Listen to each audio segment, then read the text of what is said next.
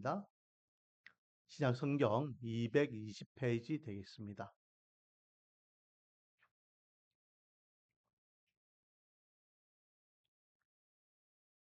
사도행전 19장 1절에서 7절 말씀 되겠습니다. 한 절씩 돌아가면서 교독하고 7절은 합독하도록 하겠습니다. 자, 1절부터 대독합니다. 교독합니다. 아볼로가 고린도에 있을 때에 바울이 윗지방으로 다녀 에베소에 와서 어떤 제자들을 만나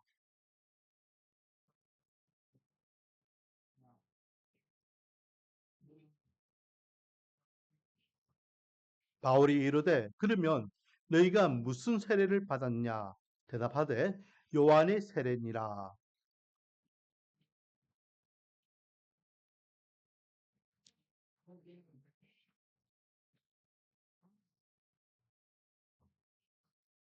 그들이 듣고 주 예수의 이름으로 세례를 받으니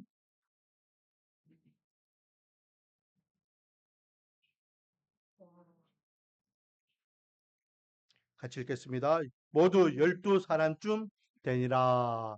아멘. 할렐루야.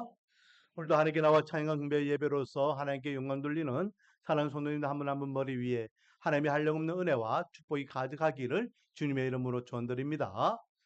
자, 사도 바울이요 3차 선교 여행을 떠났습니다. 2차 전도 여행을 끝나고 안디옥으로 돌아와서 얼마 지난지 않아 바로 3차 전도 여행을 떠나죠. 거기에 대한 말씀이요 18장 23절 말씀이 기록되어 있습니다. 얼마 있다가 떠나 갈라디아와 브루스기아 땅을 차례로 다니며 모든 제자를 굳건하게 하니라 라고 되어 있어요.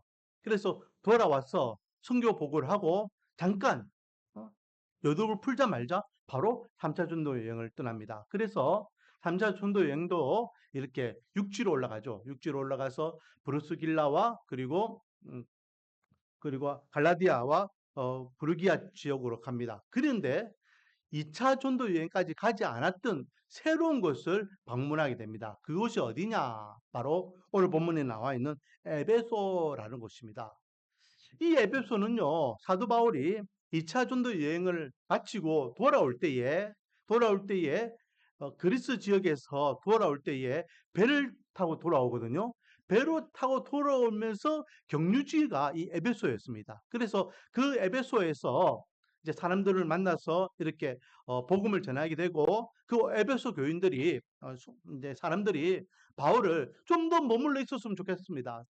가지 말고 좀 더 있으면서 우리에게 하나님의 말씀, 예수님의 복음을 좀 전해줬으면 좋겠습니다. 라고 이렇게 머물러 달라고 요청해요. 하지만 바울은 계획이 있었잖아요. 그래서 내가 돌아가야 된다라고 하면서 약속을 합니다. 어떤 약속이냐? 하나님의 뜻이라면 언젠가 다시 만나게 될 것이다. 라고 하며 그가 안디옥으로 돌아오게 돼요. 거기에 대한 말씀이요.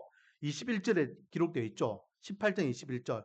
작별하여 이르되 만일 하나님의 뜻이면 너희에게 돌아오리라 하고 배를 타고 에베소를 떠나라고 되어 있습니다. 그러니 이 바울이요. 바울은 자기 입 밖으로 내뱉은 말을 책임질 줄 아는 사람이에요.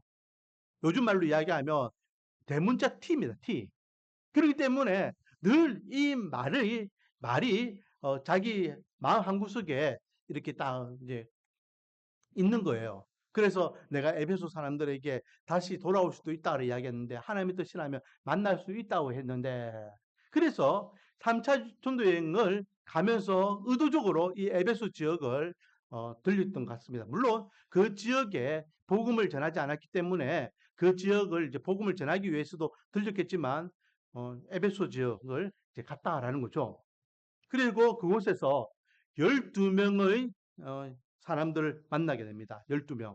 12명과 만나면서 이런 이야기 저런 이야기 하는데 바울이 이런 이야기를 묻습니다. 자, 2절 말씀 보니까 너희가 믿을 때에 너희가 이제 처음 예수를 믿을 때에 성령을 받았냐라는 질문을 해요. 그러니 그들이요 이렇게 대답하죠. 2절에 우리가 성령이 계신도 듣지 못하였노라. 그러니까 성령 자체를 알지 못한다라는 거예요. 그러니 바울이 너무 어이가 없어서 뭐라고? 성령에 대해서도 몰라? 그러면 너희들이 그러면 무슨 세례를 받았냐? 예수를 믿기 위해서는 세례를 받아야 되는데 너희들은 무슨 세례를 받았냐? 라고 합니다. 그러니 그들이 이렇게 대답합니다. 우리는 요한의 세례만 받았습니다. 라고 해요. 요한의 세례.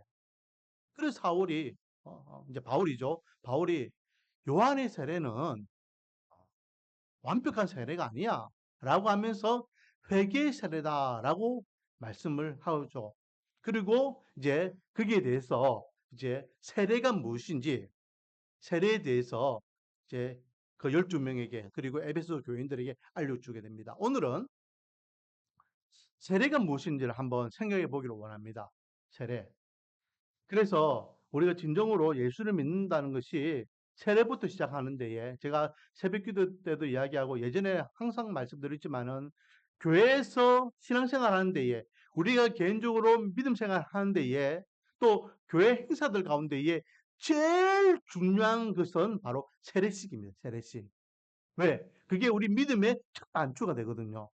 그렇기 때문에 저는요, 임직식도 중요하지만 그 임직식보다 더 중요한 것이 세례식이라고 생각해요. 그래서 세례를 받으면, 세례를 받기 위해서 먼저 그분을 교회에 전도한 분, 그리고 그분을 옆에서 또 이렇게 잘 섬겼던 분, 그리고 그분이 소속되어 있는 기관, 뭐 이런 분들이 다 같이 축하해야 된다고 생각해요. 그래서 제가, 섬겼던 부교육자 섬길 때는요, 이걸 강조해가지고, 꽃다발을 3개, 4개씩 준비해야 합니다. 교회에서는 물론 준비하지만은, 왜? 제일 중요한 날이니까. 여러분 생각해 보세요. 그 집안에 아기가 태어나요. 아기가 태어나면, 어떻습니까? 할머니, 할아버지, 뭐 삼촌, 이모, 고모, 전부 다 그 아이 태어난 것을 축하합니까? 축하합니까? 축하합니까? 축하하죠. 얼마나 즐거워하고 행복해하고 잘났다 하고 얼마나 그 아이의 탄생을 온 가족들이 친척들이 축하하고 기뻐하는지 모릅니다. 세례는 그런 거예요. 세례는요 우리 교회에 새 생명이 태어난 것과 똑같은 거예요. 그러니까 전 가족들이 전 교인들이 축하해야 돼요. 그런데 세례를 받으면은 꼭 개인적으로 야 네가 세례 받는 건데 네 세례 받는 거하고 나하고 무슨 관계 있어? 사람들이 거기에 대해서 아무도 호응하지 않는 걸 보면 너무 가슴이 아파요. 온 교회가 기뻐해야 되는데 예.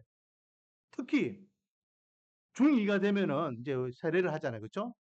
그럼 그 아이들이요. 부모님 없이 혼자 다니는 아이들 같은 경우에는 혼자 물뚱물뚱 세례를 받아요. 아무도 축하를 안 해줘요. 그런 모습은 교회의 바람직한 모습이 아니다 생각합니다. 그래서 우리 교회는 앞으로 세례를 받으면요. 다른 어떤 교회 행사보다도 세례식이 가장 축복과 축제가 되는 그런 예식이 되었으면 좋겠다라는 마음가짐이 있습니다. 할렐루야. 그리고 개인적으로도 마찬가지예요. 개인적으로도 내가 신앙생활 하는 데 있어서 제일 중요한 시기가 언제냐? 세례 받는 데예요, 세례. 그래서 세례를 통하여 내가 정말로 예수님을 만났습니다. 내가 예수님을 믿습니다. 내가 이제 하나님의 사람입니다. 내가 거듭났습니다. 새 생명의 은혜를 내가 고백합니다. 라고 고백하는 시간이에요. 그렇게 세례를 통하여서 내 믿음을 고백하며 이제 신앙생활 시작하는 겁니다. 공식적으로 기독교의 교인 수를 측정할 때에 이 세례 교인을 가지고 이야기하거든요. 그래서 제가 이런 비유를 드렸죠. 10,000명 되는 교회가 교인들이 있어요. 10,000명 되는 교회. 그 교회에 세례받은 사람이 100명입니다. 그러면 그 교회는 문교부에 몇 명이라고 등록될까요? 100명입니다. 왜? 우리 총회에 이렇게 보고할 때에 세례교인 몇 명 이렇게 보고하거든. 세례교인 몇 명.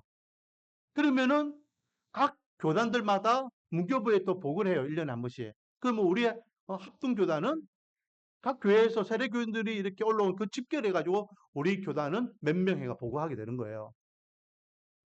반대로 우리 교회 교인이요. 10명이에요. 근데 10명 다 세례를 받았어. 그럼 우리 교회 교인은 몇 명이라는 겁니까? 10명이라는 거예요.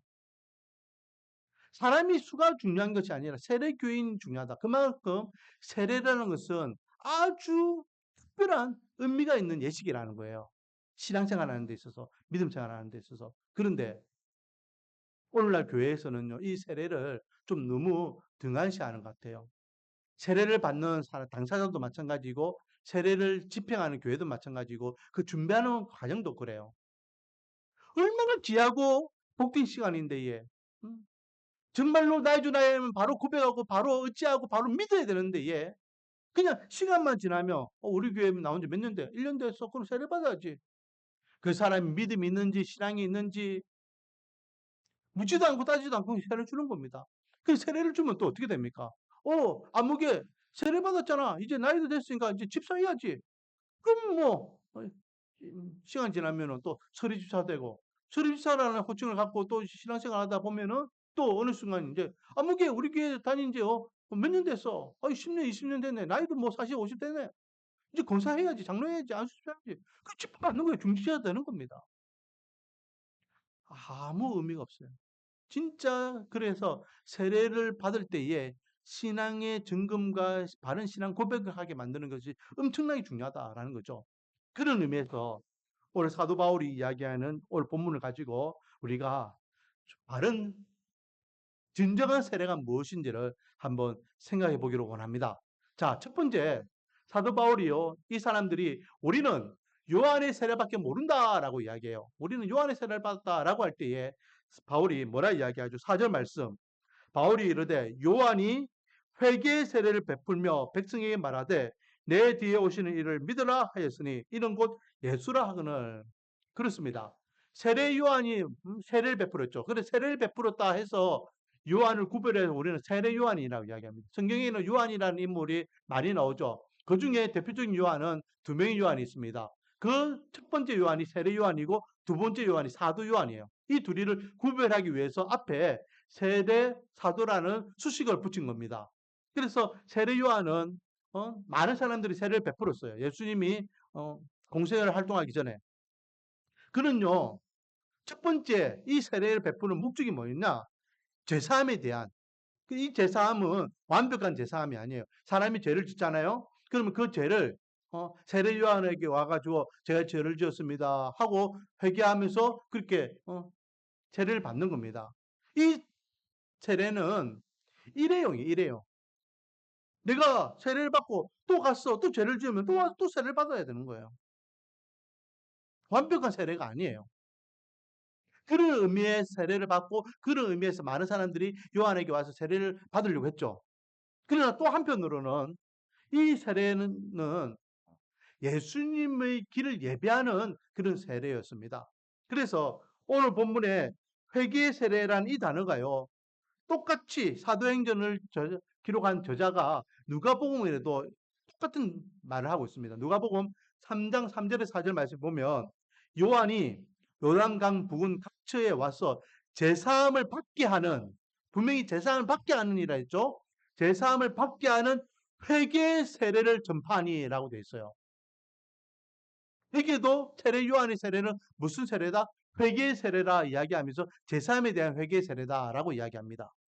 그러면서 4절에 선지자 이사야의 책에 기록된 바 광야에서 외치는 자의 소리가 있어 이르되 너희는 주의 길을 예배하라 그의 오실 길을 굳게 하라 라고 했다라고 하며 이 세례 요한의 세례가 누구를 예배하는 예수님의 길을 예배하는 세례였다라는 것을 암시하고 있고 거기에 대해서 오늘 사도 바울이 4절 말씀에 이야기하는 거죠. 내 뒤에 오시는 이를 믿으라 하였으니 이는 곧 예수라라고 하며 세례 요한이 내 뒤에 오시는 이 나는 그분의 신발끈도 풀기에 감당하지 못한다라고 하며 예수님에 대해서 언급했다라는 거예요. 결국은 세례 요한이 베푸는 이 세례는 예수님의 길을 예비하기 위한 세례였다라는 것을 말씀하고 있죠. 결국 세례 요한의 세례의 목적은 죄를 씻는 횡리에 대한 것도 있었지만은 그 뒷면에는 죄를 깨닫게 하는 것이에요. 죄를 깨닫게. 그래서 예수님을 통해서 완벽한 구원의 은혜를 위한 그런 준비 과정이었다라는 겁니다. 준비 과정. 쉽게 이야기하면 신구약의 다 역할을 했다라는 거죠. 오실 예수님 그리고 오신 예수님을 연결하는 역할을 세례 요한이 행했다라는 것입니다. 결국 세례 요한의 이 세례는 완벽한 구원을 이루는 그런 세례가 아니었다는 거죠. 구원을 이루기 위한 준비 과정의 세례였다라는 것입니다. 그래서 마태복음 3장 11절 말씀 보면 나는 물로 세례를 주거니와 내 뒤에 오시는 이는 성령과 불로 세례를 주시리라 라고 하면서 예수 그리스도를 통하여 완벽한 세례를 통한 완벽한 구원의 은혜를 누릴 것을 말하고 있는 거예요. 자, 그런 의미에서 세례 요한의 이 세례는 준비 과정에서 의미가 있다. 세례 요한의 세례가 의미가 없다. 그 세례는 받을 필요가 없다라는 것이 아니라 세례 요한의 세례가 준비 과정에서의 의미로서 중요성이 있다. 하지만 세례 요한의 세례는 완벽한 구원을 이루지 못한 데 있습니다. 그래서 사도 바울이 요한의 세례는 회개 세례이기 때문에 너희들이 예수님의 세례를 받아야지만 완벽한 구원의 은혜를 누릴 수 있다라는 것을 가르쳐 주죠. 그래서 두 번째 세례가 바로 예수님의 세례입니다. 예수님의 세례. 예수님의 세례는 다른 말로 하면 성령의 세례, 성령 안에서의 세례라고 이야기할 수 있겠죠. 자, 예수님께서 오신 후의 세례는요, 차원이 달라져요. 세례의 의미가 달라집니다.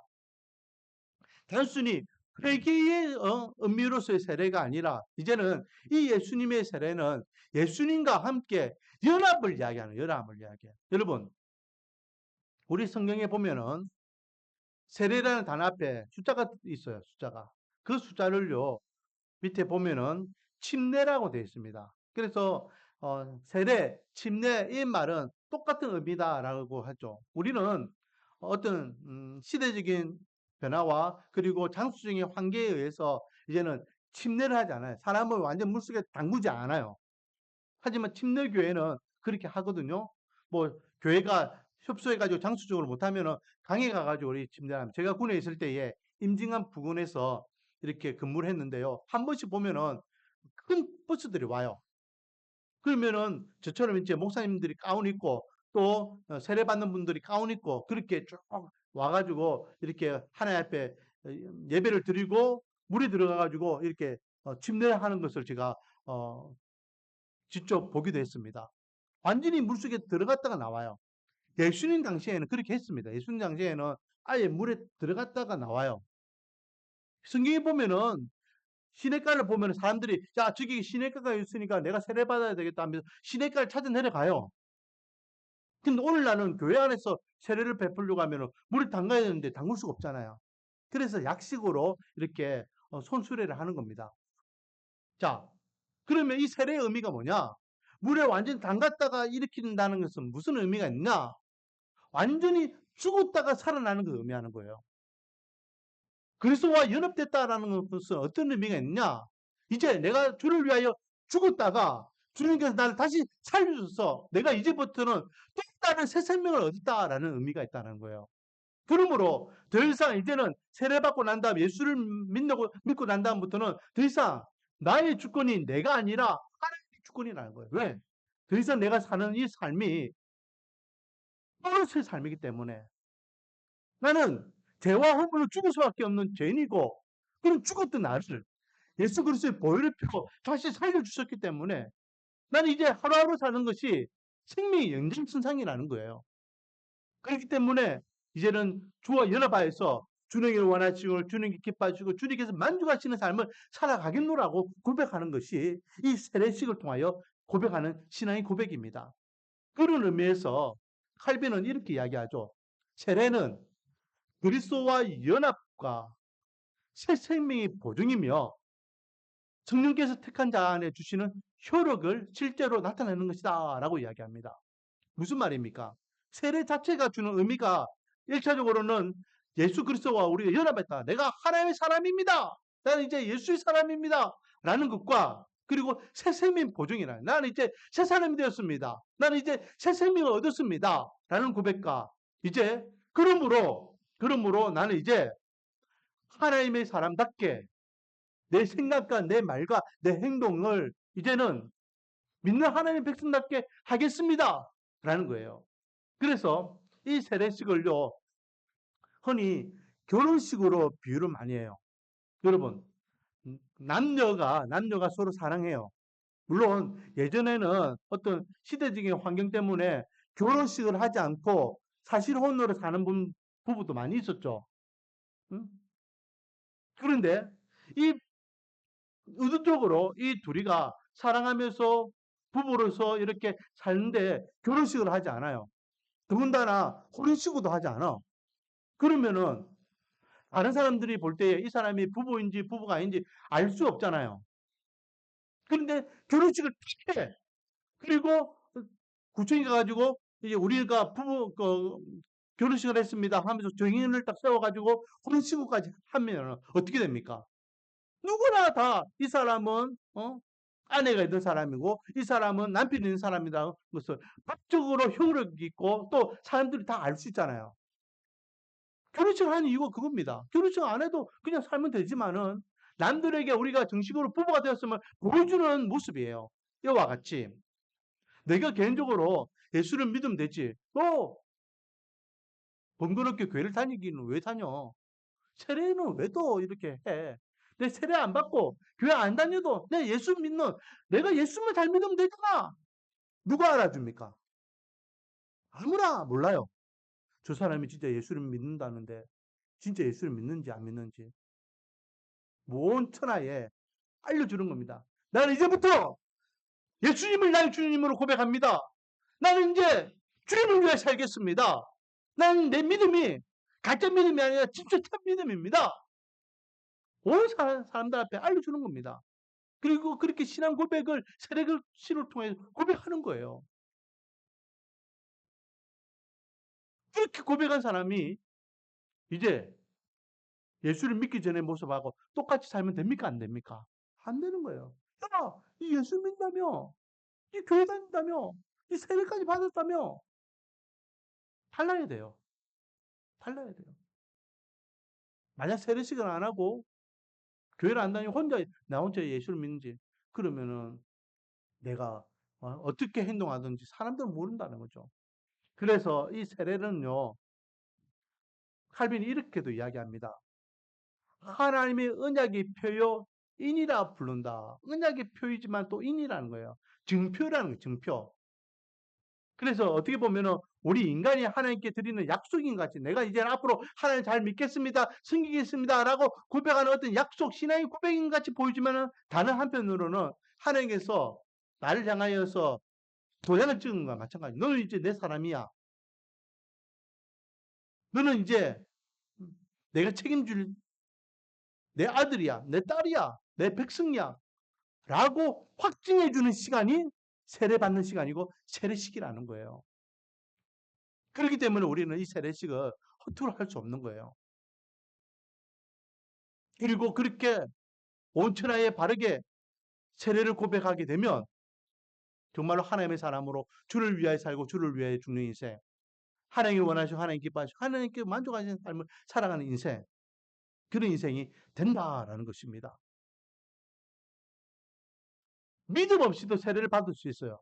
제가 초들에 이야기했지만은 그냥 교회만 다니면은 그냥 세례를 주고 그냥 그렇게 교회로 왔다 갔다 하면 예외를 드리고 할 수 있어요. 하지만 그 세례는 껍데기 세례예요. 껍데기. 아무 의미가 없어요. 그 세례는요. 100번 만번 받아도 그냥 세례지 구원과 관계가 없는 거예요. 진짜 참 세례를 받기 위해서는 택함 받은 하나님의 백성으로서 예수 그리스도를 인격적으로 만나고 예수 그리스도의 믿음으로 고백하고 내 심령이 정말로 성령의 은혜 가운데에 예수 그리스도를 나의 주 나의 하나님을 고백하는 그런 고백 위에 세워지는 세례가 진짜 세례예요. 지금 바울이 만난 이 12명은요. 자기 나름대로는 믿음생활, 신앙생활 잘하는 사람들이라고 자기들이 자부하는 거예요. 교회도 잘 나가고 자기 맡은 역할을 잘합니다. 하지만 요한의 세례는 진짜 구원을 이루는 세례가 아니다라고 바울이 지적하면서 바울이 예수를 통한 세례를 그렇게 언급하는 거죠. 자, 오늘 본문을 보세요. 오늘 본문에 보니까 5절입니다. 그들이 듣고 주 예수의 이름으로 뭐 했다? 세례를 받으니 그 앞에 세례를 받았잖아요. 근데 요한의 세례라고 했어요. 그래서 다시 예수님의 이름으로 진짜 세례를 받는 겁니다. 그래서 6절에 바울이 그들에게 안수하며 성령이 그들에게 임하심으로 방언도 하고 예언도 하니라고 해서 이제 그렇게 세례를 받고 난 다음에 성령의 임재하심을 통해서 그들이 방언도 하고 예언도 했다. 이거는 이제 우리에게 오해를 주죠. 야, 그러면은 세례를 받으면 또 진짜 예수를 믿으면 방언도 해야 되고 또 이렇게 예언도 해야 되는가? 이런 표적이 있어야 되는가? 그래서 지금은 모르겠습니다. 예전에 순봉 같은 경우에는요. 진짜 당신이 예수를 믿었습니까? 그러면 그 증표가 있어야 됩니다. 그 증표가 방언이에요. 당신이 방언을 못하면 그건 예수 믿은지 우리가 잘 알 수가 없습니다. 라고 이야기하는 거예요. 근데 그거는 은사잖아요. 은사. 누구에게는 방언을 주시고 누구에게는 통역을 주시고 누구에게는 예언을 주시고 누구는 가르치는 누구는 섬기는 그 은사를 주신 거지 꼭 세례를 받고 예수를 믿으면 무조건 방언을 한다. 그건 아니라는 거예요. 예전에는 순복음에서는 그렇게 가르쳤어요. 지금은 모르겠습니다. 이거는요, 이렇게 성령을 통하여서 삶이 변화되는 현상들을 이야기하는 한 예시라, 예시. 자, 그러면 이 말씀을 오늘날 우리에게 한번 적용해 보겠습니다. 우리는 지금 예수를 믿고 세례를 다 받았습니다. 그러면 나는 세례받은 하나님의 사람으로서 내 삶의 주권이 어디 있는가? 내가 하나님의 사람이라고 하면서 내 인생의 주권이 내가 되고 있는가? 아니면 하나님이 되고 있는가? 하루하루의 삶을 살아가는 데에 그 삶을 누가 주장하고 있는가? 내가 새 생명을 가졌기 때문에 이제는 이 생명이 내 생명이 아니라 하나님이 주신 보너스 인생이라 했는데 나는 누구를 위해 살고 있는가? 내 만족은 나를 위해 살고 있는가? 아니면 하나님의 뜻을 위해 살고 있는가? 한번 우리의 삶을 돌아보기를 원합니다. 그리고 나는 얼만큼 내 모습을 통하여 믿지 않는 자들이 야, 하명욱은 진짜 예수생이야. 진짜 달라. 제가 이야기했잖아요. 제가 군에 있을 때에. 막 이렇게, 스님들이, 야! 내가 아는 친구도 신학교 다니고, 내가 아는 친구도 뭐 교회 다니고, 내가 아는 친구도 뭐 하면서 계속해서 뭐, 군은 이제 뭐 술, 담배, 여자잖아요. 계속 그렇게 이야기하는 거예요. 그래서 저는 술 안 마십니다. 저는 담배 안 핍니다. 막 그렇게 했어요. 그렇게 2년 2개월을 보냈죠. 그게 이제 행복안이라고 이제 보국관이 어, 어느 날 저를 불러가지고 밖에 데리고 나가. 그때 이제 말년에는 이제 행복안이 저를 이제 이쁘게 봐가지고 이제 늘 저를 이제 좀 이렇게 잘 불렀어요. 그래서 제 별명이 두 가지였는데 하목사라는 별명과 충성맨이라는 별명이 있었죠. 어느 날 그렇게 해서 이제 밖에 나갔어요. 밖에 나가가지고 이제 행복안하고 같이 통닭집에 들어갔는데 얘 이미 전화를 해가지고 이제 이렇게 안주로 통닭이 준비되어 있어요. 그리고 우리가 가니까 맥주 두 잔을 이제 500cc를 딱 꺼내주는 거예요. 주인이. 그러면서 이제 행복안이 저한테 이야기합니다. 한 잔해! 하는 거예요. 이거는요, 돌이킬 수 없는 거예요. 완전히 앞뒤가 꽉 막힌 거예요. 이 행복안을 지키면 끝나는 겁니다. 그동안 이뻐했는데, 근데 저는 어떻게 했습니까? 행복아님, 저 안 먹습니다. 그, 바로 이제 거절했죠. 그러니까요, 행복아님 뭐라 하는지 아십니까? 그 사장님한테. 어, 이 친구는 진짜야. 그런 말 하는 거예요. 이 친구는 진짜야. 그 알고 보니까 이제 사모님이 이제 오기로 돼 있었어요. 그래서 그 두 잔이 나를 위한 두 잔이 아니라 사모님하고 자기 먹으려고 두 잔 해놓은 거예요. 이 친구는 진짜야. 내가 2년 동안 쭉 봤는데 이 친구는 새벽 기도고 뭐 이렇게 주일날 교회 가는 거 하고 뭐 이런 거 보니까 허투루 하잖아. 진짜야. 그런 이야기를 해요. 물론 그게 이제 저를 자랑하기 위해서 이야기하는 것이 아니라 이런 이야기를 들어야 된다고요. 저 아무개는 진짜야. 저 친구는 교회 다닌다는데 진짜 신앙인이냐? 진짜 교인 맞아. 안디교 교인들이 그랬잖아요. 안디교 교인들이 비로소 그리스도인이라고 칭함을 받았더라. 우리가 우리 주위 사람들에게 그런 칭함을 받아야 돼요. 야, 저 하명욱은 진짜야. 김원주는 진짜야. 김유경은 진짜야. 이런 소리를 들어야 됩니다. 같이 근무하는 동료들에게, 같이 생활하고 있는 가족들과 이웃들에게, 많은 크리스찬들이 있지만, 많은 교회 다니는 사람들이 있지만은, 내가 알고 있는 사람들이 많지만은, 이 사람은 진짜야. 왜? 우린 진짜 예수를 믿는 사람이니까. 우리는 진짜 구원받은 사람이잖아요. 우린 진짜 세례받은 하나님 백성이잖아요. 그러니까 진짜답게 살아야죠. 근데 왜 사람들에게 손가락질을 받습니까? 야, 예수 믿는 사람은 다 저래. 예수 믿는 사람은 교회 안이나 교회 밖에 행동이 달라. 생각이 다르고 말이 달라. 어? 그런 소리를 들으면 안 된다는 거예요.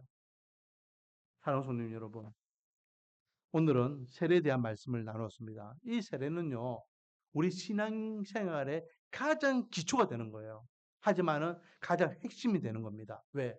이 세례는 우리의 신분, 우리의 믿음의 근간이 바로 바뀌는 것이기 때문에 그렇습니다. 원하기는 형식적이고 종교적으로 세례만 받고 내가 세례교인이야라고 떼기 신앙생활을 하는 것이 아니라 정말로 세례를 통하여 내가 이제는 주를 위하여 죽고 주를 위하여 사는 새 생명을 가진 하나님의 백성임을 믿음을 고백하며 우리의 삶의 주권이 하나님께 있음을 고백하며 하나님의 사람으로서 하나님이 원하시고 하나님 기뻐하시고 하나님께서 만족하시는 삶을 통해 믿지 않는 자들에게 믿는 자는 다르구나. 하나님의 백성은 다르구나. 구원받은 하나님의 자녀들은 다르구나. 말씀과 은혜교회 성도들은 다르구나. 라는 영향력을 끼치기를 원합니다. 그것이 참 진정한 세례받은 자의 모습이고 그런 세례가 진정한 세례일 줄 믿습니다. 뭐라기는 우리 말씀과 은혜교회 성도들은 이렇게 진짜 신앙인이 되고 진짜 세례를 받아 진짜 믿음의 삶을 통하여 하나님께는 영광이요 저와 여러분에게 은혜와 기쁨과 감사요 믿지 않는 자들에게는 선한 그리스도의 향기를 바라기를 주님의 이름으로 전드립니다. 기도하겠습니다. 아버지 하나님, 우리 말씀과 은혜 교회는 예수 그리스도의 이름으로 구원받은 하나님의 백성으로서 정말로 바른 세례를 받아서 바른 신앙의 고백을 통하여 바른 믿음의 삶을 살아가기를 원합니다. 한 사람도 그냥 형식적이고 종교적으로 그냥 신앙생활하는 사람이 없기를 원합니다. 예수님이 누구인지를 바로 알기를 원합니다. 예수님이 누구인지 바로 믿기를 원합니다. 예수님이 누구인지 바로 고백하기를 원합니다. 예수님이 누구인지 바로 삶을 통하여 그 주권을 고백하며 살아가기를 원합니다. 그리고 믿지 않는 자들에게 믿는 자의 영향을 끼치기를 원합니다. 아버지요, 예수님께서 날 위하여 죽으심이 예수 그리스도를 통한 그 죽으심이 날 구원하신 은혜임을 그리고 그 은혜가 내가 오늘날 믿어지는 은혜가 있기를 원합니다. 그래서 반드시 이 믿음 위에 구원의 은혜를 경험하여 천국에서 한 명도 예외 없이 영생의 기쁨을 누릴 수 있도록 은혜와 복을 다하여 주시옵소서. 예수님의 이름으로 기도드립니다.